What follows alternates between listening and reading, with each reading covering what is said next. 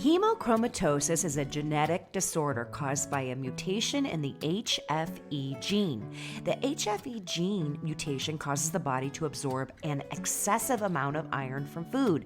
The excess iron is then deposited in various organs of the body, including the pancreas, pituitary gland, heart, liver, joints, and skin. This can cause serious damage to your body. You can't prevent the disease, but early diagnosis and treatment can avoid, slow, or reverse organ damage. Our next expert discusses this often misdiagnosed condition that can have life-threatening outcomes. Hemochromatosis, otherwise known as iron overload, is a condition in which your body stores too much iron. It's often genetic, but by learning more about iron overload and iron deficiency, you can create a life management plan to help yourself stay healthy and well. You are listening to Julie Walls. Today we have an amazing guest with us on the podcast. We are chatting with Dr. Christy Sutton of Sutton Chiropractic, Nutrition and Applied Kinesiology. Dr. Sutton chooses to treat patients with holistic care.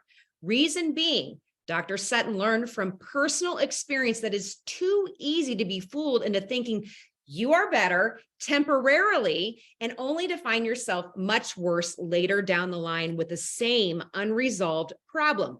Therefore, she has made it her mission to treat the whole person rather than focusing on only one part, which runs the risk of missing the bigger picture.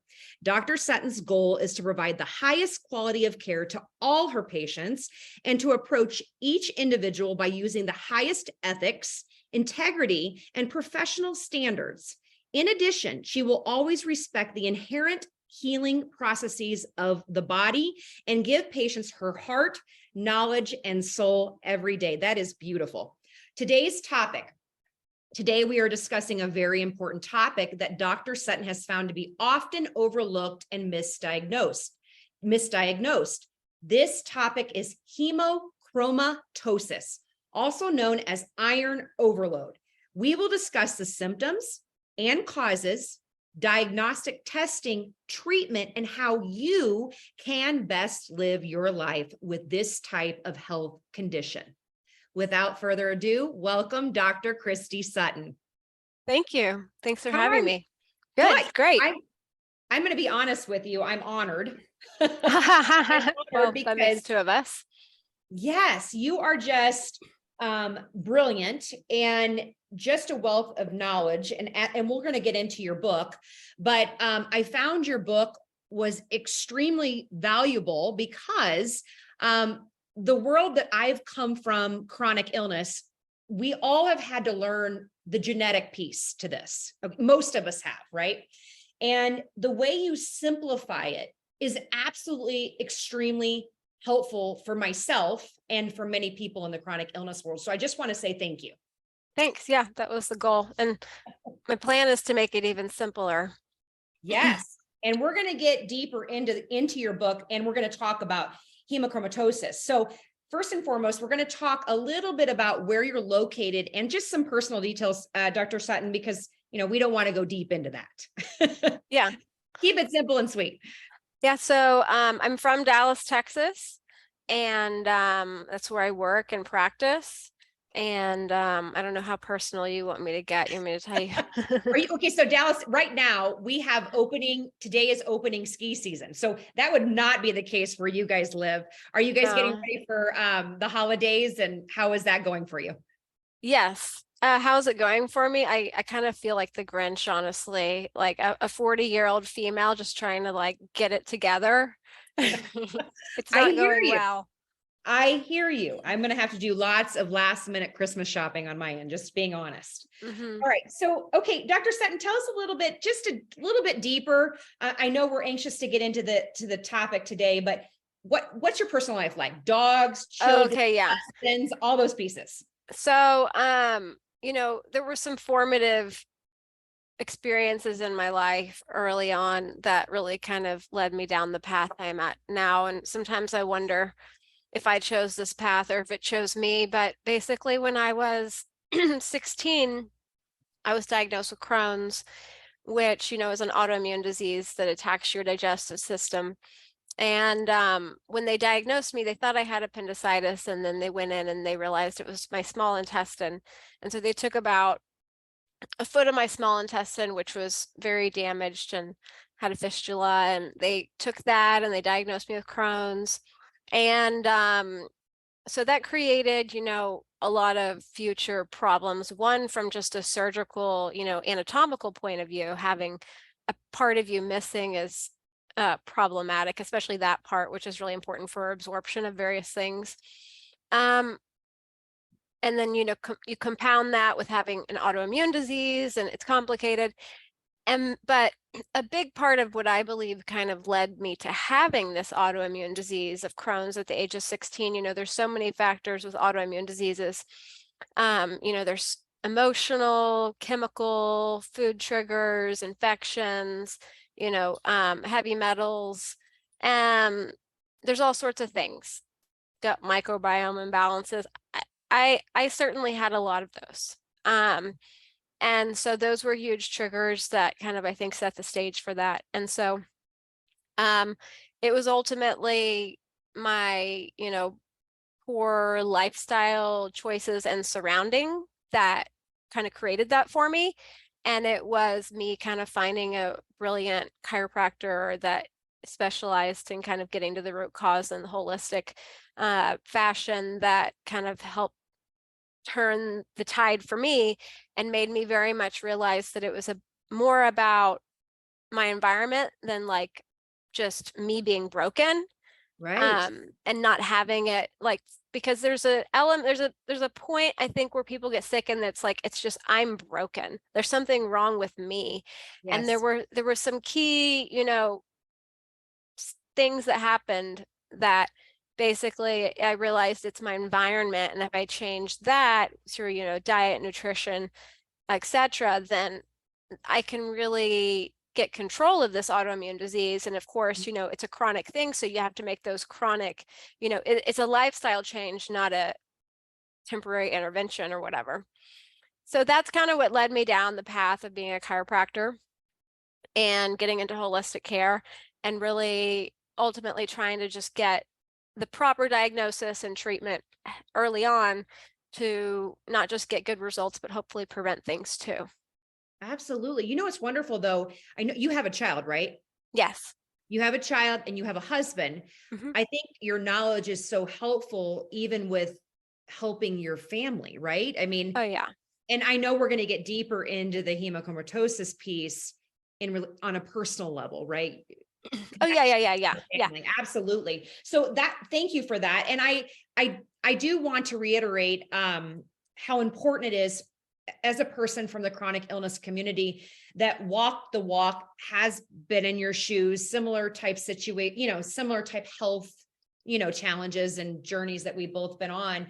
It is important to address the mind, the gut, and the body in tandem. Mm-hmm. And you have really brought that into light. So I appreciate that.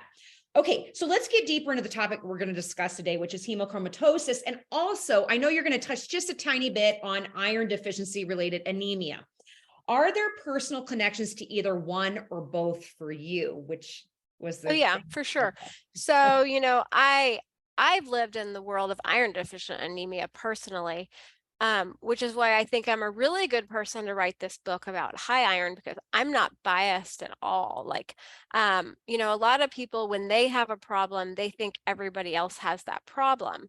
And this is not who I am. My personal struggles with low iron were, a part of being a female, menstruating, pregnancy, celiac disease, Crohn's disease, and, having part of my bowel removed, and then having to take a bile sequestrant as a result of having part of my bowel removed. Mhm. And, I can go into why that is if you want to know, but ultimately, like, I live in the world of iron deficient anemia. And when I first started practicing, like, I was that doctor, that young doctor that just kind of thought, well, this is everybody's problem. And so I would, look at their labs. And then if you start looking at iron labs, then you start saying, well, no, not everybody has this problem. Some people actually have high iron. And I didn't have really good tools for what to do other than say like, hey, you need to donate blood, or that was pretty much the extent of it. Until what happened was there was, a series of kind of synergistic things happening at the same time. One, I was writing my first book, Genetic Testing, Defining Your Path to a Personalized Health Plan. And in that book, I go over a lot of genes. One of the genes that I, was writing about was the hemochromatosis gene, which, like a lot of people, I had never heard of. Maybe I learned about it in school, maybe I didn't. I honestly don't know. But it wasn't until I really sat down and I was writing and researching that I realized how important it is. And then at the same time, I created the genetic detoxification report, which tells you if you have that gene. And so, I did this with, all my patients, myself, my husband, and I realized that the reason I kept telling my husband he needed to donate blood was because he had this gene. And so my husband, he had slightly elevated liver enzymes, largely from having high iron, which high iron is, a huge problem for the liver. It creates a lot of damage and inflammation, and that shows up as high liver enzymes in some people. So, walking my husband through the steps of getting an official diagnosis and treatment for that was really an important kind of formational step in where I am now, because what I got out of that was I started really thinking about how I needed to get better about finding this in other people, in my patients. And, I'm a chiropractor, so a lot of people come in with joint pain, fatigue, whatever, and they muscle pain, and they often, it's a result of high iron. So I'll do labs just to see if there's any underlying problem that they need to be referred out to or whatever. And the high iron, I really noticed that was a serious problem now, and I developed a good system for that. Now, circling back around to my husband developed also a pituitary, he grew a pituitary tumor that caused him to have high cortisol, Cushing's disease. And there is no way for me to prove this, but I personally believe that his pituitary tumor was a result of him having hemochromatosis, high iron. And the reason I say that is because there's certain parts of the body that we know are, first of all, high iron is bad for the whole body, and we can talk more about that. I know we will, but there's certain parts of the body that are particularly high risk, and the pituitary gland is one of those areas. So, I've thought long and hard about this, and I've diagnosed this so many times now. And at one point in time, pretty much the same week I decided to start writing my book, I think I diagnosed 3 or 4 people, which is crazy for me, having this small, little practice, to see it that much. And I was just like, I'm tired of this. This is ridiculous. So, I know I probably gave you more information than what you were looking for there. No, it's wonderful. Actually, I really, the Cushing's disease and the pituitary piece, that was a part of my journey as well. Not Cushing's, I wasn't diagnosed with it. However, I had calcification of my pituitary gland. And at some point, I'd like to have a conversation with you about the pituitary gland, the importance of it, and what I'm seeing in some of the clients that I work with. And we can off topic that on another day, but yeah, I appreciate all that information. It's really fascinating. I want to go deeper into the statistical data and alarming information on hemochromatosis, which I'm going to give a little bit of a statistic and a site referencing before I get your feedback on that, on these pieces. Okay. Mm-hmm. So let me break it down. We'll do it one by one. Okay. So according to www.the.ncbi.nlm.nih.gov, the National Institute of Health Sciences, hereditary hemochromatosis is the most common autosomal recessive disorder in whites, with the prevalence of 1 in 300 to 500 individuals, which equates to roughly 0.33%. Hemochromatosis is one of the most common genetic diseases in the US. Research has determined it is the most common in Caucasians of Northern European descent. Now, do you have any additional information to provide as to why this information is what it is? Yeah, well, there's a lot to break down there, but basically, I have a lot to say. One is that, first of all, the numbers are wrong, basically. Really? Yeah, there's way more people that have hemochromatosis, whether it's hemochromatosis, iron overload that's non-hereditary, or hereditary hemochromatosis. There's way more people that have that than are diagnosed, because the truth is that most people are not getting diagnosed.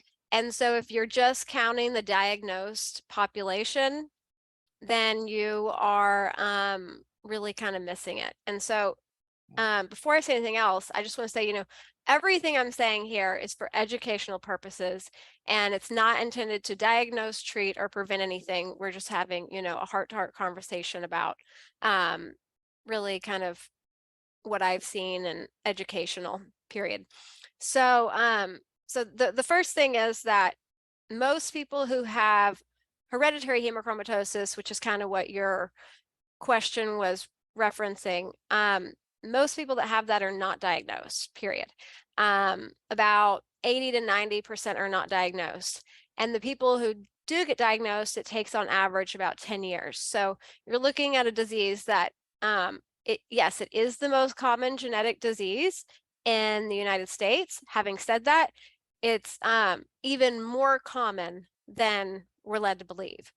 And so the reason that it's so common in Northern European ancestries, and ultimately why it's so common in the United States, is because this gene originated from a Celtic Viking ancestor, thousands and thousands of years ago. And basically, there's this Celtic Viking ancestor that they were living in a time that was very low iron.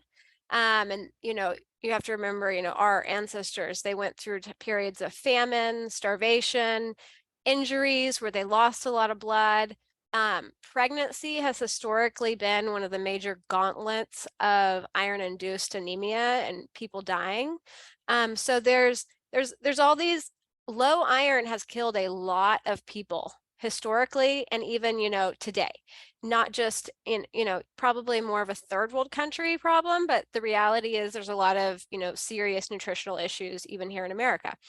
So, which is part of why they decided to start fortifying iron in food. If you like what you're listening to, please hit the subscribe button now. Because of all the iron deficient anemia. Having said that, the processed foods that have fortified iron, there's at least 2 types of fortified iron that are known carcinogens. And we don't know if those are the ones that they put in there, because they just say iron. They don't say what type of iron. So if you need another reason to not eat processed foods, then, I just gave you one. But that's a little bit of a tangent. If we circle back around to it, it's basically the reason it's so common in Northern European people is because it originated in that population. So of course, it's going to be in a higher percent in that population.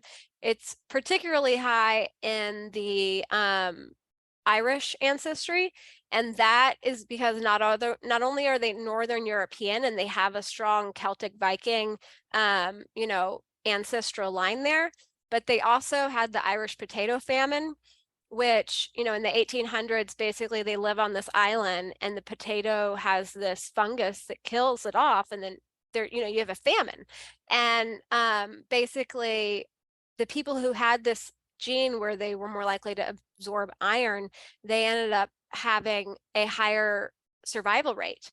And then they passed that gene down to their kids. So, you'll, of course, if you look now at America, where did Americans come from other than, the Native Americans that came, across the land bridge from Asia? They largely came from Northern European. So, and I've seen, I don't know that I can hear you. Can you hear me? Yes, I can hear you. Okay. Sorry. So, and I've seen this gene in all different ancestries. So yeah, I've seen it in, people from Central America, people from Middle East. This gene has, it's not in a really high percentage, at least in the literature, in Asia. And I'll be honest with you, I don't have a huge Asian population as my patients, so I can't tell you from my own clinical experience. I can just tell you from my clinical experience, I've seen it in many different populations because, people have migrated, and that it's really, a example of the Celtic Viking genetics, success more than anything. Wow. That is super freaking fascinating, Dr. It is. I talk I about love it. I talk about all this in the book. I have a whole chapter on, why is this gene around if it's a curse? It's not a curse. It's a curse in a modern society where, we live like kings and queens of history. And you can go to get gas, you can go to the gas station and get some beef jerky, and go to, McDonald's and get a hamburger, and there's iron supplements. But historically, it has been really a protective shield more than a curse. Yeah. It's been a protective shield against, pregnancy, children who get low in iron from living in a low iron environment and growing. There are so many causes of low iron, and it's still such a serious problem. Absolutely. And that's why this gene exists. Mhm. It's just the more genes you inherit of this, the more you're going to be able to absorb iron. And if you live in an environment that has a lot of iron, and if you're eating a lot of iron, really, that's the key. If you're eating a lot of iron, then you're going to have higher levels. And as with time, that can become a problem. The genetic world and epigenetics is so freaking fascinating. And the historical referencing to me is more mind-blowing. Mm-hmm. And I love your explanation on that. So thank you so much for that. Thank Awesome. you. Okay. So despite the fact that it's the most common genetic disease, it's readily overlooked and often, which you mentioned, misdiagnosed. Sometimes people with hemochromatosis are misdiagnosed as having other disorders. So let's break that down. Misdiagnosed with arthritis, diabetes, heart problems, liver, gallbladder type issues or diseases, and or various stomach disorders. Now, what have you seen in your practice regarding these types of findings? Okay, so I see a ton of people with health problems that are, if not directly a result of, at least made worse by hereditary hemochromatosis, the high iron.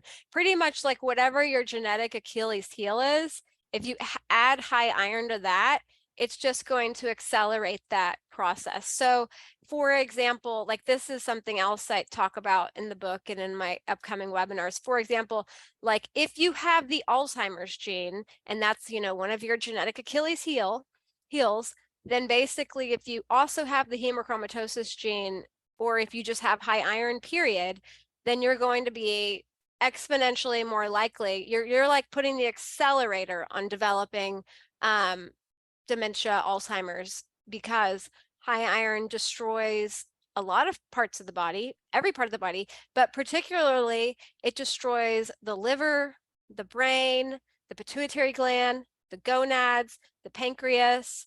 It gets in the joints and causes arthritis. It gets in the heart and causes cardiovascular disease. So this is where the symptoms, it's kind of like a symptomatic chameleon. It can look like anything. And that's what's so sad about it. It gets misdiagnosed so often, and it's so easy really to diagnose, and it's so easy to treat and prevent. Especially if you're looking at the genes, like you can screen for this with genes, you can diagnose it with simple labs, and you can prevent it with simple steps, which we can talk about. But simultaneously, you can treat it also, but it goes grossly undiagnosed and untreated. And I think that's really more of a tribute to just kind of the current standard practices more than anything. Yeah. Yeah. So yeah, so I feel like there's a lot I wanted to say there that I didn't say, but definitely, there's some misperceptions out there also about high iron, about hereditary hemochromatosis. And one of the most important ones is that there's this idea that you need to have 2 hemochromatosis genes to have hereditary hemochromatosis. And that's a medical myth that is very strongly perpetuated. And, you know, it's kind of like a top down myth. That's the type of myth that kind of like starts at the top and works its way down. You're going to like learn that in medical school from, you know, the governing bodies. But if you go and talk to the hematologist, which is like, you know, a bottom up approach, like, let's see what the people on the front line are seeing. Those people are saying that this is, you know, you don't have to have 2 genes to have hereditary hemochromatosis. You can have just one and have hereditary hemochromatosis. And you know, my husband has just one. He has one of the, you know, there's 2 hemochromatosis genes. He has one of the lowest risk, which by modern medical standards, like a lot of, you know, doctors would say, well, that's just not a problem at all. You don't even need to worry about it. But the reality is that he did develop hemochromatosis high iron. It did cause liver damage. It possibly even caused him to have a pituitary tumor. I don't know, but it definitely caused liver damage. He had high liver enzymes that came down as the iron was corrected. The same thing happened to one of his brothers, which is a whole nother story, not the pituitary tumor, but the liver issues. And my husband's hematologist diagnosed him with hereditary hemochromatosis, having only one of those genes, which, you know, there's a lot of medical experts out there that would say you have to have 2. And I just don't think that they're on the front line. I think they're probably more like academic. I think, you know, this is where the doctors on the front line that are really looking for it are finding it. And if you're not finding it, then you're not looking for it because it's there. Right. Wow. That's really freaking fascinating. There's so many things that I want to like pull out and further expound upon.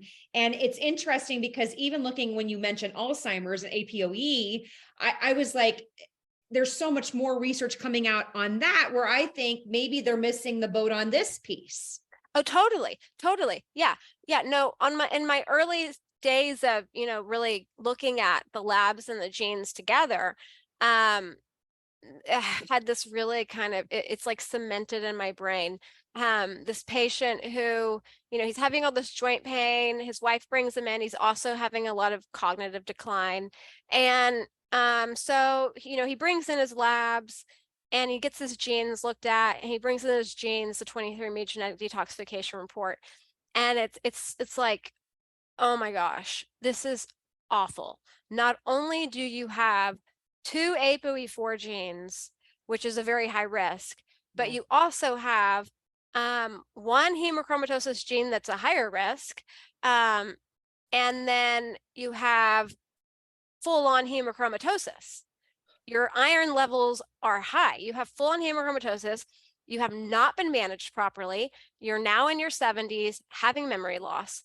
And so he had a really hard time getting, well, I gave him, he took some supplements to lower his iron, and then he was able to finally get blood removed, but it was hard because he couldn't get in with a hematologist. And then he also couldn't donate blood because he had been traveling out of the country. And so finally he was able to get like a medical prescription for having blood removed at the blood donation center. And he felt so much better. Like his memory improved dramatically after that. And that's a happy story. The sad story is that, you know, I give him this conversation that this is a genetic issue. You need to be managed properly. You need to tell all of your doctors this. You need to go to a hematologist. You cannot let your iron levels get higher. And what happens? He stops seeing me because, you know, finances, which is a real reason, I understand.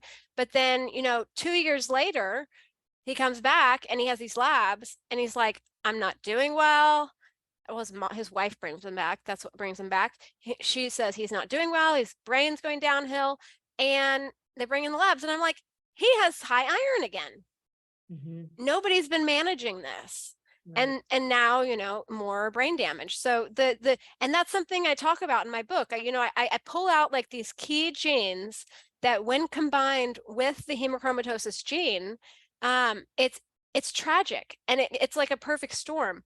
And so, yeah, and I will be teaching an educational webinar on not just the hemochromatosis piece, the iron overload part, but also the cognitive ApoE4 piece. And I kind of want to like build those and kind of combine them synergistically so that, if you listen to both, then you'll kind of be able to layer that information in a way that's really powerful. 1,000%. I mean, at this point, I think most people, number one, kudos to you. And it's wonderful that you're putting these webinars out there into the world. And we're going to talk about that and where people can sign up for that. But I also think the statistics around Alzheimer's, dementia, and what we're now seeing as far as people starting to develop that in their 50s and 60s, Dr. Sutton, is mind blowing for me. We need to get into the mindset of predict and prevent. Do things now in your 20s, your 30s, your 40s. Be aware of these genetic pieces and start to learn more about it and potential outcomes that you may be facing earlier than their 70s and 80s. I know in my family, we have the APOE gene. And I know that I'm at risk for that, okay, for dementia and Alzheimer's. But I also know, and I'm smart enough to know that there's toxicity involved and things that I can do right now to help myself hopefully push that further off than developing Alzheimer's, dementia in my 60s and 70s. I want to have cognition well into my 80s and 90s. It's a super scary disease condition to contend with. I witnessed my grandmother. I actually helped take care of her. And I truly have a massive fear around it. Right. Yeah. But I think we need more education, Dr. Sutton, and what you're doing is amazing. One of the most powerful things you can do is ensure that your iron levels are in a healthy range, right? You don't want them to be too low. You don't want them to be too high. And so, this is if you want to talk about brain health and keeping the brain healthy, then you have to at some point in time have the conversation about iron levels and keeping iron within a healthy range. And so, yes, these are two separate genes we're talking about, and they have different implications, but when you combine them together, it's fine to have an Alzheimer's gene if you have normal iron levels. It's fine to have a hemochromatosis gene if you have normal iron levels. The risk is that, let's say you have the Alzheimer's gene and then you have the hemochromatosis gene that's going to cause you to have higher levels of iron. Of course, there's way more factors about, the risk for Alzheimer's disease. And you really have to look at, the total risk is, do you have one or two? And then what do you do? But my personal belief is that people need to be checked for these genes really like at a very young age, like as a toddler, basically, because there's key things that you can do to monitor, but also like really prevent. So for example, I diagnosed a 5-year-old with hereditary hemochromatosis. She had full-blown hereditary hemochromatosis. It was a very sad story. I mean, good because she got diagnosed, but it was sad in that, like, basically it was up to her mother and I to diagnose and manage it because, like everybody, I say, you need to go to hematologist. So she takes her kid to the pediatrician. They're like, hereditary hemochromatosis, first one we've ever seen. Go to a hematologist. Was that the first one they'd ever seen? No, that was the first one they had ever seen diagnosed because most doctors are not running the correct labs. So then they take the child to the hematologist. The hematologist, at this point in time, the kid's already better because they were taking these supplements that lowered the iron, and the hematologist doesn't want to have anything to do with it. It's a long story. I write about it in my book, but this is an example of why you need to have your iron, your genes checked at an early age. Okay. Now, another example that, I know we're talking about iron, but we talked about ApoE4 for a second. So I just want to insert this one tidbit of information as far as an example of why I think people need to have their genes checked at an early age. And that is because when you have the Alzheimer's gene, there's a lot of implications there and things that you can and should do. One of the key factors with ApoE4 is that your brain doesn't heal from traumatic brain injuries, concussions as fast or as well at all. And so personally, like, I knew my child did not have the APOE4 gene before putting her into soccer, because if I knew my child had the APOE4 gene, she would never be in the #1 sport for concussions for females. And if I had a little boy, well, they wouldn't play football anyways. And I live in Texas, and that's saying something.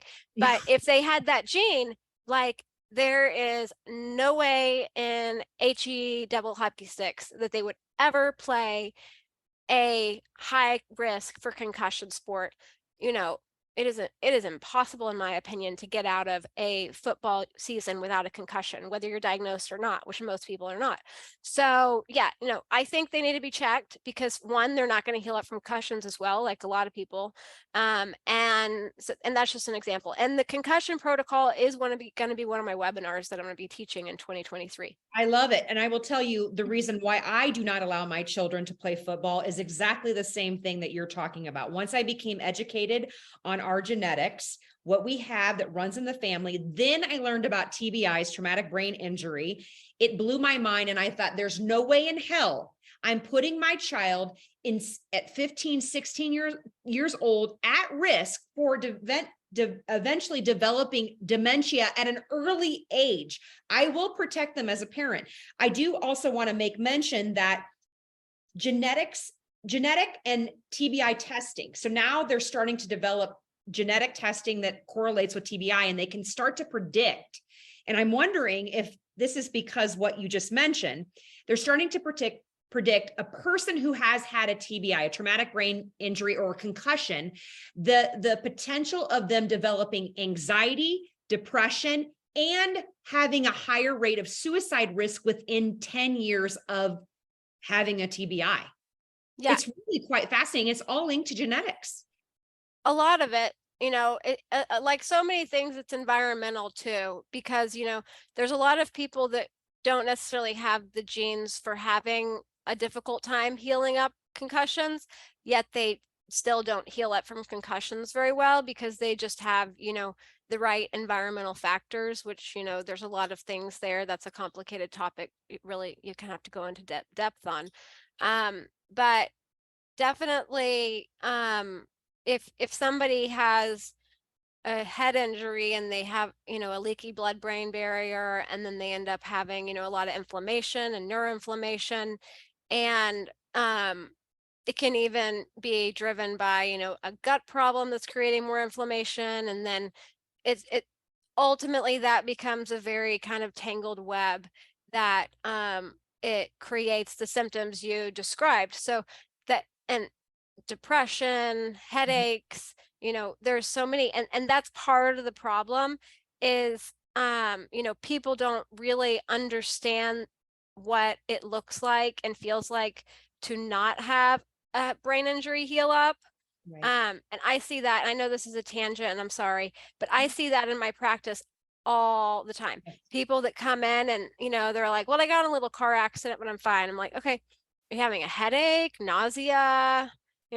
Yes, you have a concussion. Yeah. Yes. So, and I want to mention, I'm just going to kind of throw something out there, and please, I don't want to take away from you, but I did a episode on toxic overload. And so, I discuss a little bit about why people can't heal up on my Flip and Shift Self-Healing podcast.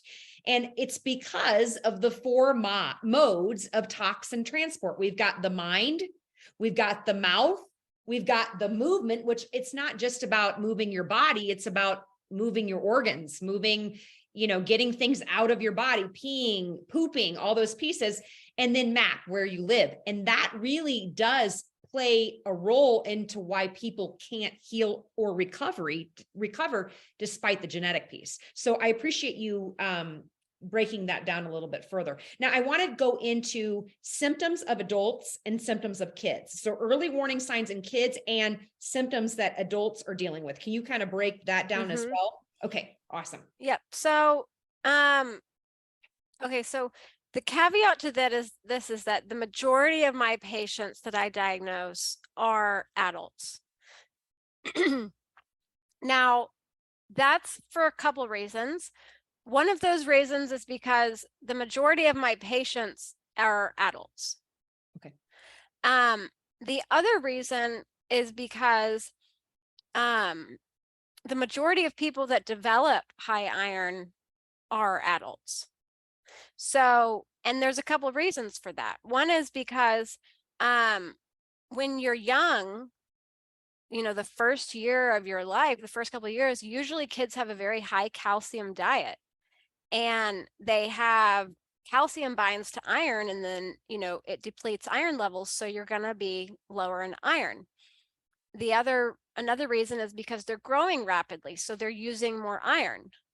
Another reason is that pregnant women become anemic almost all the time. Even the women that have this gene, you know, they still end up needing to take iron, maybe less iron, but almost all of the pregnant women that I've seen, including the women that have this gene, become low in iron during pregnancy. And that has everything to do with the tremendous amount of iron that it takes to, you know, have and maintain a pregnancy and deliver a baby. There's just so much iron that can be lost and used in that process.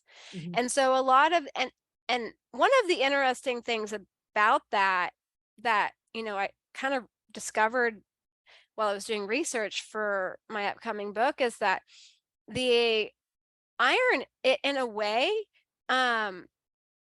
it's like almost like folate. You know, if you're low in folate in the early days of your pregnancy, you're going to have a child with spinal bifida, cleft palate type issues, neural tube defects. Now, iron, if you're low in iron in the early days of your pregnancy, you're more likely to have permanent developmental problems that, you know, low IQ, ADHD, just neurodevelopmental problems that are not necessarily corrected by increasing iron. So we need to be better about monitoring iron through all stages of pregnancy. But the reality is that most women become low in iron, and that, you know, if you have a woman that's low in iron while she's pregnant, then that baby is going to be low in iron when they're born. So we're kind of setting the stage for, you know, a lot of reasons why these kids are low in iron. They also haven't had as much time to accumulate high iron. You know, a lot of the reason that people become higher in iron as they age is that they've just accumulated more, especially men, because women, we menstruate, and that is a huge iron loss. You lose iron that way.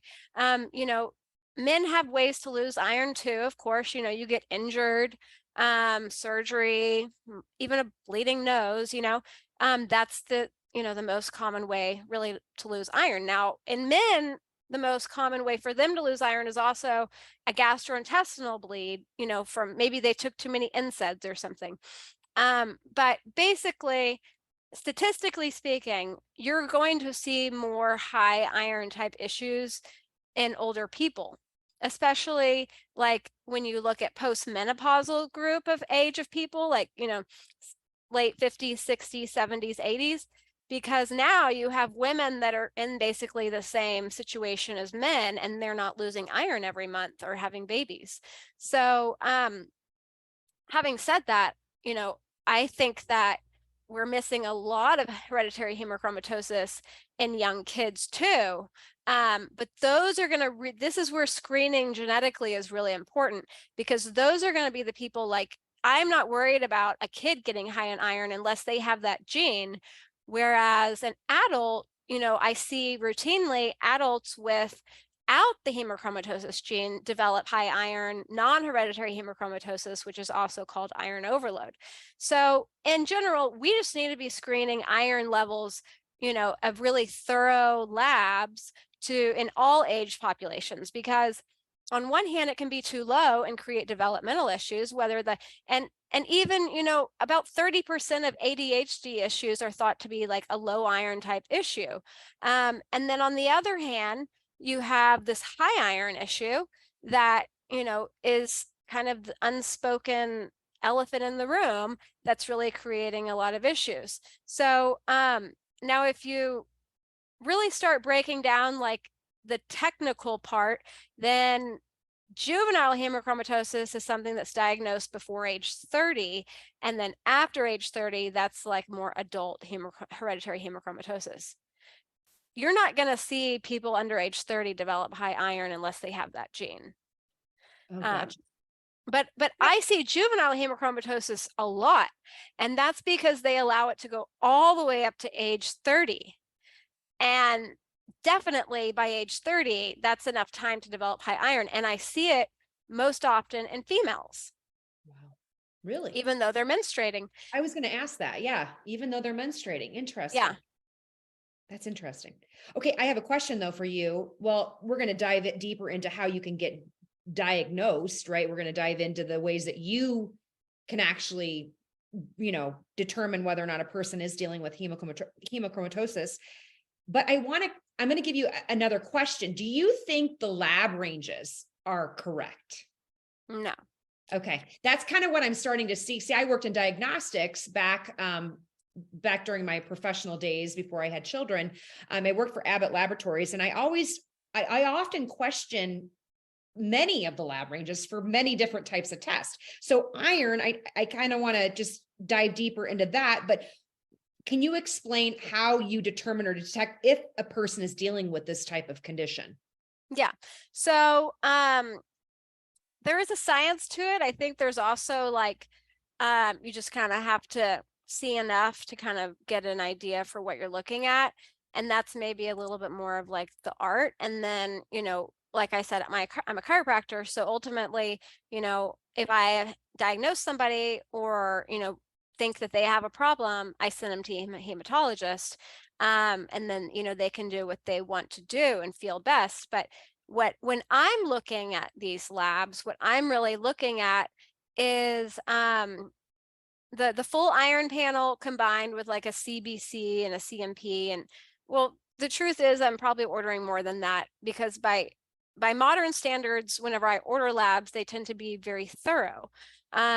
I don't think it's that thorough. I think it's pretty basic, but by modern standards, they're pretty thorough. So with an iron panel, that includes a ferritin, a serum iron, a TIBC, a UIBC, and iron saturation. And then, personally, I want to always pair that with a CBC to look at like the hemoglobin, hematocrit, red blood cells, all that. And so with the iron panel, I think the two that are, the most important, although it's all important and clinically significant, but the two that are, I think, most important if you really want to nail the diagnosis is iron saturation and ferritin, which, and then I always like to pair that with the genes, because like if you have the genes in combination with that, then you have really kind of a better clinical understanding for what's going on. Because let's face it, like weird stuff happens on iron labs. And so, but if you pair that with the genes, then that gives you the clinical confidence to be like, okay, this is what we're dealing with, and it's not going to go away. But the iron saturation is interesting because iron saturation, the technical diagnosis for hereditary hemochromatosis, or just hemochromatosis period, non-hereditary, is 45% or higher, which surprised me, to be honest with you, because like the lab ranges that I have through LabCorp allow it to go up to 55%. So why those two don't line up? And I've seen some that allow it to go up to 65. I've even seen some that go all the way down to 35. So it's kind of like, why can't we agree on the iron saturation being 45% being the technical diagnosis of high iron? Like, let's just make that 45% the number. But the labs don't do that. So you have to kind of put that in your head when you're looking at those labs. Okay, high iron saturation, especially, combined with high ferritin, is a problem. Now, ferritin is another one that's just ridiculously out of range in my personal humble opinion. So, and you'll see ferritin ranges that allow sometimes up to 400. Some of them are in the 200s. I don't like any of that. I don't particularly personally really like to see ferritin above 100. Now there's a little bit of wiggle room there. You kind of have to look at all of the pieces of the puzzle and not get real strict about this rule or that rule. If somebody has a high iron saturation above 45, a ferritin above 100, and then they probably also have somewhere in there, like maybe a high serum iron, maybe a low TIBC, UIBC, then and if you combine that with a hemochromatosis gene, then, they have a high iron issue. Even if you don't have that with a hemochromatosis gene, they have a high iron issue. It's just nice to be able to look at that gene so that you kind of know what's going on. And then once you discover that, then they need to not just themselves be treated, because this is a chronic condition, because it's going to go back up most likely. But their, children, their siblings, their parents, they all need to be worked up because it's a genetic issue. And I see that all the time where it's like, oh yeah, my mom has this chronic liver issue. Like, I think you might want to check her for hemochromatosis. Yeah. Well, even like I read a little bit about the links to liver cancer. Huge risk for liver cancer, Huge. 200 times increased risk for liver cancer, which is totally unacceptable for a disease that is easy to diagnose, treat, and prevent. Exactly. That is crazy to me. And 1 in 4 people has fatty liver. And a huge part of that, I believe, there's a lot of factors there, but I think a huge part of that is undiagnosed high iron. I am, now that you've I got my interest in it and started researching and preparing for the interview, I'm like, I'm interested. I'm yeah. And so in my upcoming book, The Iron Curse, I really go through not just the risk factors, and this is a big piece that they don't really go through. If you go to a hematologist, which, I recommend anybody that has high iron do, but if you go to a hematologist, then they're probably not going to say what you can do to heal up from the damage faster and protect, the damage, other than basically removing blood, which is a powerful tool for this. But I feel like if you're not also looking at these other environmental factors like diet and nutrition and lifestyle, then you're kind of working with a hand tied behind your back.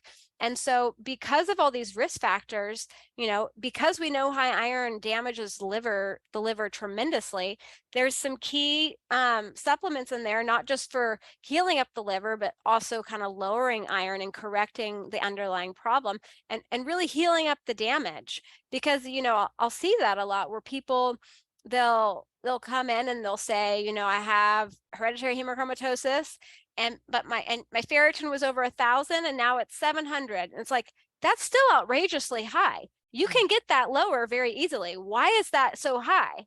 Yeah. Yes. I think what you're doing as far as educating people on this now, first and foremost, I think understanding a little bit about the complexity of lab ranges is key. It's critical, and you could do some webinars for doctors. And I am. That's the Iron Curse the Iron Curse webinar. When I teach definitely at the level I'm talking to you now. I'm not afraid to get into the weeds, but I also like to say it in a way that lay people can understand. And I think that's the clinician in me. I talk to lay people all day. Yes, I agree with you on that. I also think the education around supplementation, healing the gut, diet, which you're a holistic practitioner, so that piece is critical. Then obviously the life management, which if they know it's hereditary, life management needs to be educated even further down the line to your children. So you're not just impacting the one person that's impacted by this condition, you're teaching them how to help their loved ones. You are breaking the curse. 1,000%. I love your book. Okay. Can't wait to read it. All right. Let's go deeper into the treatment protocol for hemochromatosis. Can you break it down for me? I just want to quickly reference what I found online from www.stanfordchildrens.org. And then you can tell me what you use and what you don't use. And so phlebotomy is one, correct? Yeah. So, if you go a little bit about what that is. Okay. So yeah, phlebotomy is the removal of blood. Okay. So removing blood is one of the fastest ways to lower iron. That's, for the same reason that women that menstruate are exponentially more likely to have low iron versus men, because there's all of this iron and hemoglobin. And if you just drop the blood out of you, then the iron goes with it. Okay. And so if you go to like a hematologist, then they are going to measure your iron levels, and then they're going to prescribe phlebotomy as needed. It can be as often as like once a week. It can be, once a month. It could be once a year. It could be, once every other year. It just depends on how much iron you're accumulating versus how much you're losing, basically. That's wonderful. Thank you for that clarification. Yeah, that's the formula. It's a supply and demand situation. Okay. Do you have more supply than demand? So, once there's another set of tools that, hematologists will use in some cases, which is chelation. And so chelation is basically where they give you these chelating agents that bind to iron and remove it. Much like I just said, calcium binds to iron and removes it in young kids. But there are some side effects to the chelating agents. They don't give those chelating agents very often. Usually they just use blood removal as the primary treatment. Having said that,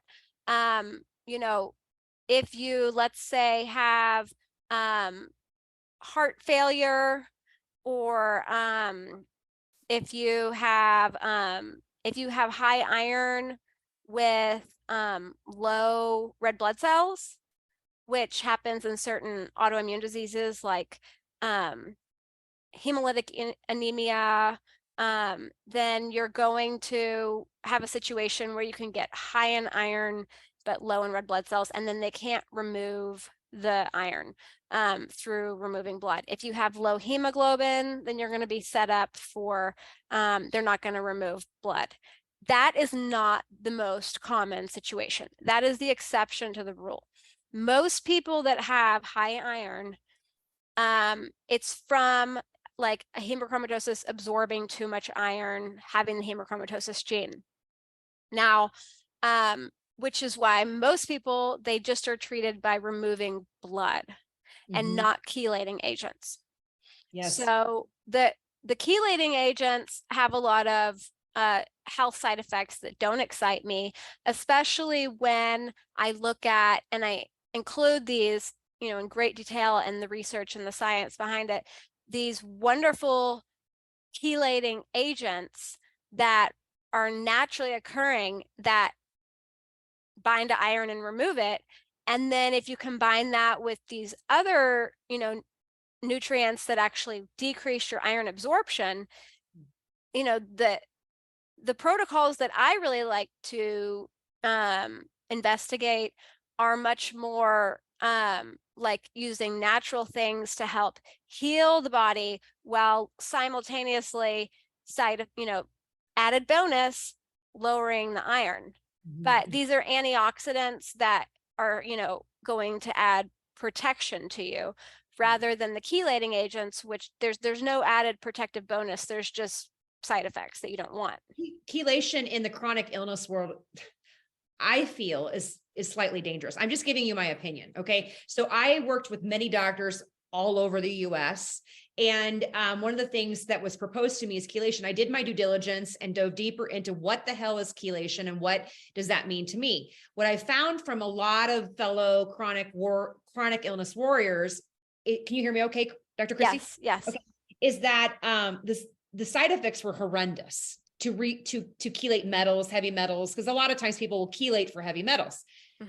The side effects are absolutely devastating to witness, and many of which, I had clients that have completely lost their hair, now have developed alopecia, which I thought was mind-blowing, but I saw it repeatedly once diving deeper into their medical history and what they've done for different modalities. And they're like, it was oh, I chelated for heavy metals because a doctor told me I needed to chelate. I was like, holy buckets. So I'm personally not a big fan of chelation, but I get how you explain the natural ways of helping to naturally remove iron. I think for me, it would be my approach to it. Right. Yeah. So like, for example, curcumin. So there's a product that I use a lot of called Inflam Reduced Tumero that Love is like that. Love curcumin. that product. And so yeah, you've taken it. And Yes. so this has, a very high quality extract of curcumin of turmeric. That curcumin will bind to iron and it will lower it, but it simultaneously is an antioxidant that is good for your brain. It's good for your liver. It's good for your heart. It lowers inflammation. And so it's hitting a lot of the problem areas of what hemochromatosis high iron is causing, without creating a lot of issues. And I use a lot of that in my practice because I see so many people with inflammation. If somebody comes in, everybody's inflamed basically. But if somebody comes in with, joint pain, often they'll get so much better with just curcumin. So, but you have to be mindful of that you're giving them something that's going to lower their iron levels. So that could be like a therapeutic bonus, or that could actually be a negative problem. Right. Right. Yes. And Yeah. I've seen that with me personally. So like I've told you, I live in the iron deficient world. Right. But I love Inflam Reduced Tumero because, I also have inflammatory bowel disease. Yes. And I want to keep that under control. And there's really great research that shows that, 3 grams of curcumin a day will dramatically decrease inflammatory bowel disease. Having said that, I have to really, it's this balancing act between curcumin for decreasing inflammation and keeping my iron levels adequate. And so, of course, I try not to take them at the same time because I'm trying to increase my iron levels pretty much all the time. Versus somebody that has high iron, it's like, take it in high doses, take it whenever. Right. So, Yeah. I love that. And you guys, if you're interested in her product line, absolutely. Now we're first and foremost, you're brilliant and they should have a consultation with you because even working with you as a patient, I have massively benefited from everything that you've done to help me. But you do have a product line, and if you want to share where people can go and learn more about your product line, I'd appreciate that. Yeah. And we'll put it in the description of the episode. Yeah. So it's Epigenozyme. You can find the link to that at drchristysutton.com, or you can just look at Epigenozyme, which I know that's a weird word and like, how do you spell it? Yeah. I wasn't thinking about that, but Epigenoyzyme, I think. And I'll make sure to put the link in on our Facebook page. Yeah. That's live, but also in the podcast description, episode description. The other 3 things that were mentioned, as cited by StanfordChildren's.org, was not taking iron, obviously, because you have too much, right? Yeah. And vitamin C supplements, not drinking too much alcohol, and then treatment of hemochromatosis complications. So treating diabetes, heart, or liver problems. Right. So the vitamin C increases iron absorption. So taking like really high doses of vitamin C, if you already have a genetic predisposition to absorbing too much iron, that could be a problem. Now, I think that taking, I would never say limit vitamin C in your diet. Eat all the vitamin C you can in your diet. And I've even actually seen a lot of people with, hereditary hemochromatosis do just fine on low doses, maybe like 500 milligrams a day of vitamin C. But they're also simultaneously taking supplements that kind of counteract that increased iron absorption. Because just like there's things that increase iron absorption, like vitamin C, there's other things that decrease iron absorption, like quercetin's one of a couple that are really powerful. And I kind of go into that in the book, but basically it, the chemical that causes you to absorb more iron, quercetin, kind of reverses that. So that's just an example. So yeah, vitamin C, probably not a good idea, high doses for people with hemochromatosis if they have the gene. And then alcohol increases the risk of iron absorption because alcohol increases iron absorption. It also increases vitamin deficiencies that can cause like a secondary high iron situation. And then of course, if high iron's a problem for your liver, well, just add alcohol to that. And then, you really have kind of a perfect storm for iron induced damage. So it's not only going to increase the iron absorption, but it's going to accelerate the damage to your body. So that's the problem there. And then as far as like, treatment of hemochromatosis complications, yes. So, certainly when you have high iron, the longer you have high iron, the more likely you're going to have permanent problems from it. So this is why prevention is really key. If you know you have the gene, if you're checking your labs routinely, then you can certainly ensure this doesn't create a serious problem in you. Having said that, it does create a serious problem if it goes unchecked, undiagnosed, and untreated, which is the more common situation, unfortunately. And so certainly, there's going to be lifelong complications for people. So if iron gets into your pancreas and destroys it, then you're going to develop either type 1 or type 2 diabetes. Both are associated with hemochromatosis. If it gets into your heart, you're going to have cardiovascular disease. And that, atherosclerosis and clotting. And, certainly there's sometimes irreversible damage associated with that. If it gets into your liver, then you can have, permanent liver scarring, fatty liver cancer would be the worst option there. But unfortunately, a very significant risk with untreated hemochromatosis. So, these are, and, that's just a couple. If it gets into your brain, then you're going to have an increased risk for Parkinson's, Alzheimer's, depression, bipolar, schizophrenic-like psychosis, all sorts of things that you don't want or need in your life that certainly it would be a tragedy if you were to find out you went through all that simply because your iron levels were too high. Yes, crazy. You kind of just hit point on my next question, but once a person starts treatment and does the protocols, what do they see? They feel better usually. Occasionally people will be like, feel the same. It's like, well, it must have not been that bad yet, basically.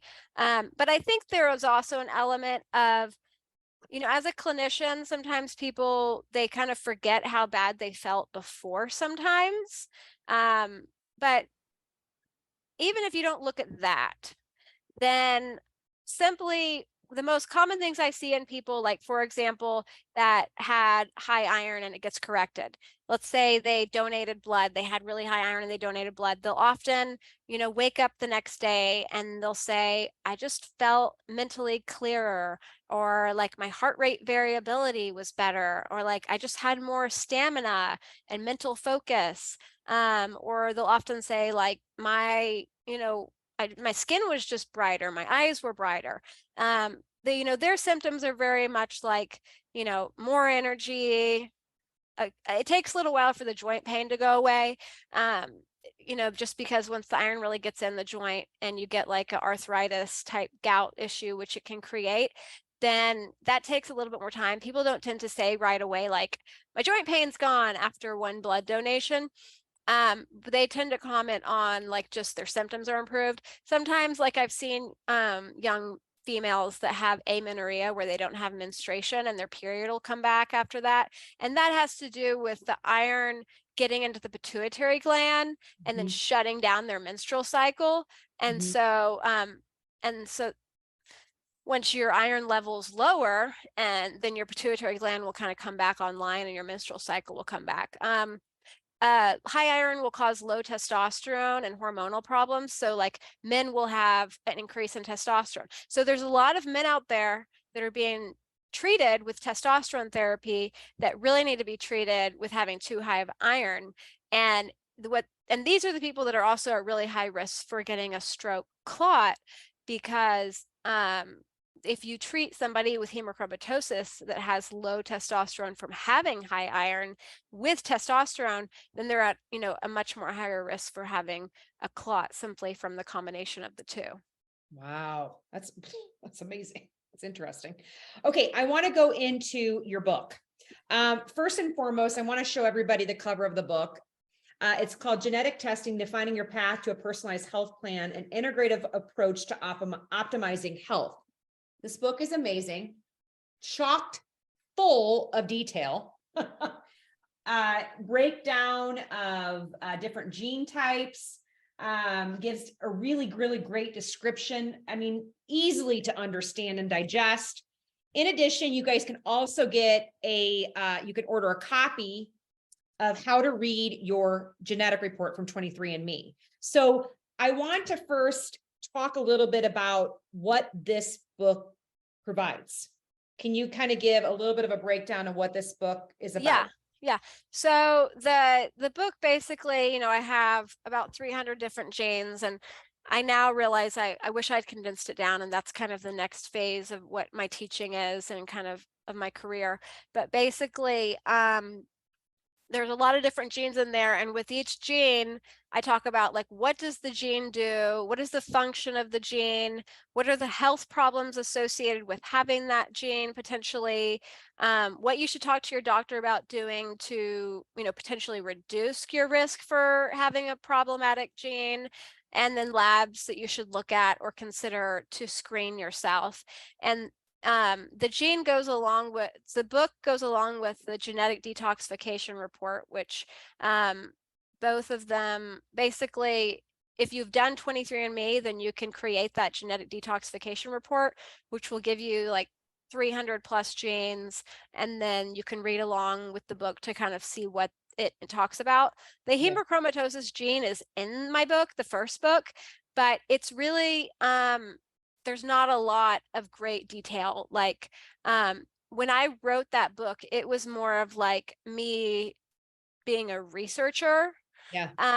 Now the second book is really like elaborated on that with, the last 6 or 7 years of everything that I've learned and additional research, but experience as well. And I'm, so Where it's can just they go and buy the book, Dr. Sutton? Okay, yeah, so both the book and the genetic report can be found at geneticdetoxification.com or at Amazon. As far as the book goes, if you get it from Genetic Detoxification, it's a little bit cheaper and you don't have to pay shipping. And then sometimes I'll autograph them. I got an autograph, which is so exciting. First, I want to point something out. I just noticed something. So I am launching tomorrow my temperament. So on the Flip and Shift Self-Healing podcast, I'm launching temperament, the caloric type, and I'm diving deeper into psych genetics. And one of the things that I talked about was DRD3 and DRD4, which is a genotype, and how it's linked to the phlegmatic temperament. So the psychological component, you can also kind of read more about that in this book. This book was helpful for me. Okay. It also helped me with breaking down some of the psych genetics as I'm talking about temperament and the genetic links to temperament and health conditions that are linked to people's temperament. And my episode will be launched tomorrow, but her book was Dr. Sutton's book was super helpful with breaking it down. So thank you so much for that. Thank you. I'm glad you got value out of it. I do. And I can't wait for your next book. Okay. I want to talk a little bit about, we've kind of touched point on the webinars. Can you explain, what you have coming in 2023 for webinars, and where can people sign up? Yes. So you can sign up at Dr. Christy Sutton. And then basically, this is the next big thing that I have that I really want to kind of contribute and build on. I've done a lot of teaching about genetics and nutrigenomics and all that.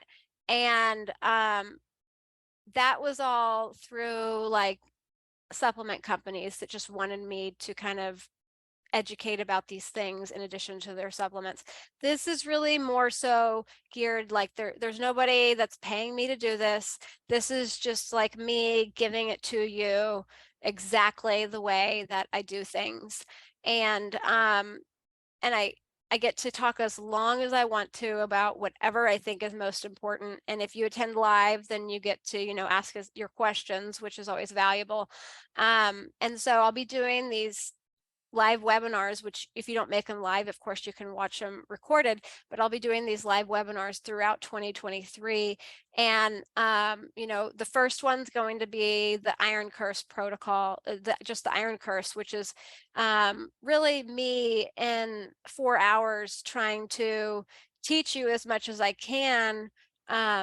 And it goes along with my book. Of course, there's going to be things in the webinar that you wouldn't get from the book. And then there's things in the book that you're not going to get from the webinar. And that's, just because they're two different things, but there's a lot of value there. And then I have an MTHFR one coming up. That's something that, a lot of people are interested in. And then, like I said, I'll be doing the cognitive health, Alzheimer's, concussion protocols, autoimmune stuff, digestive issues, clotting, cardiovascular diseases, mental health, and like sports injuries. So there's just a lot of different key topics that I think I've really kind of like refined down the most important genes and the most important information. So I just want to kind of build upon that. And the educational webinars at Dr. Christy Sutton are, I think they're going to be awesome. I think that's gonna be awesome too. I cannot wait. I signed up for the affiliate program, so I'm really excited about that. I want to get to the last 3 questions of my interview. Okay. All right. Okay. Number 1 is, what inspires you with the work that you do? Okay. So, I think really everything that I've personally lived through gives it a lot of meaning. Like, I understand what it means to have, serious health problems. And so, and I'm going to go off topic for a second here. I'm sorry, you can rein me back in. But like, one thing that I've noticed is that most people who go to medical school, and I'm not saying everybody, but most people who go to medical school, they haven't had serious health problems. And that is, I think, think about what it takes to get into and succeed in medical school. At a very young age, you kind of have to go through, your K through 12, college, and then you do, your MCATs, you go to medical school, and that's a very intensive, a lot of bumps in the road are not going to help you get through to that. So the people who I find I think we're kind of like self-selecting almost for people that haven't had a lot of health problems, one, and maybe for the people that are in a way kind of maybe genetically less likely to, in a way, because, if they haven't had any health problems up to, age 20 or whatever, when they kind of decide to go that route and then, get through medical school, like in their 30s, then, maybe they're at a lower risk than those of us that developed them at a young age. So, that's kind of a separate topic, but I think having a healthcare provider that has had personal struggles makes them a better doctor. Like, so I deal with pain all the time. I'm not talking about me personally. I'm saying, like, in my patient base, chronic pain is I have a ton of patients that come to me for that. I'm a chiropractor. Having said that, it wasn't until I really dealt with chronic pain myself and had to figure out how to get through that I developed like the added empathy and extra tool set to really get through that. So nothing makes you a really good clinician and, healthcare provider like living it yourself. So that kind of, I think, is what roots my meaning. And then, of course, like sometimes I think I'm crazy because I do all this work. I'm like, why do I do all this? But really, it's like it's so great when, you help somebody and they, come back and give you positive feedback, and you just kind of feel like, that's what it's all about. That's wonderful. I love that. That's awesome. Okay. What do you hope to see yourself doing in 5 to 10 years?